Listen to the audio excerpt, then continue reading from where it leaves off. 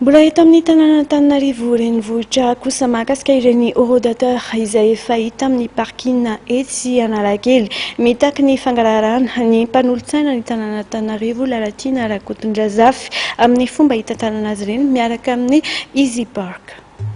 Mitaky ny sy ny mangarahara amin'ny fitantanana ny parking eto Antananarivo ny mpanolontsaina Freedom.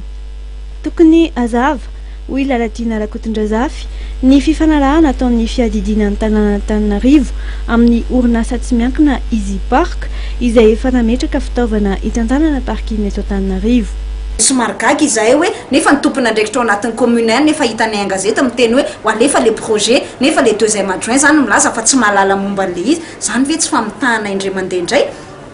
tsy azonay ekeny ary mametraka izahay hoe